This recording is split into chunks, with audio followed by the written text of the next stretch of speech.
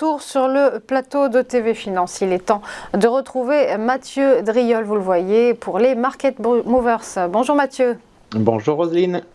Et donc on va évoquer très largement le secteur bancaire, évidemment on le disait en déroute hier, et on va d'abord s'intéresser donc à cette première valeur qui est la BNP Paribas.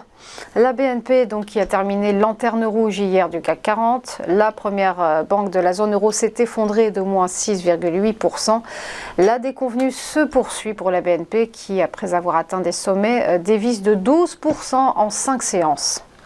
Oui, effectivement, ça m'a paru être assez intéressant de faire un petit point sur le secteur bancaire français en règle générale, après effectivement la peur suscitée par faillite de cette banque californienne et de la banque de New York Signature. Alors, elles sont liées à des domaines sur lesquels, a priori, selon les autorités, selon la BCE, les banques ne sont pas forcément très liées, les financements des startups, les cryptos, mais bon, c'est tout le secteur qui a subi de plein fouet ces annonces, comme en témoigne en fait l'ouverture de gaps baissiers assez importants.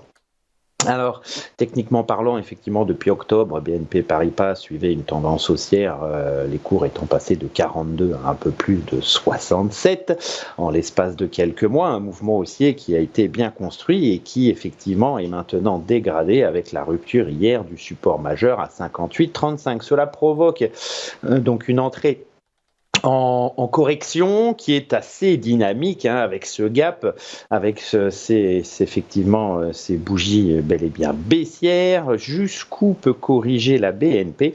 Eh bien, la zone de support qui nous paraît être importante, c'est la zone entre 53,20 et 51,10. Cette zone, elle est renforcée par deux ratios de Fibonacci, le 50% et le 62%, et surtout, elle est aussi renforcée par cette moyenne mobile à 200 périodes qui, anciennement de résistance, semble maintenant être devenue support et ascendante.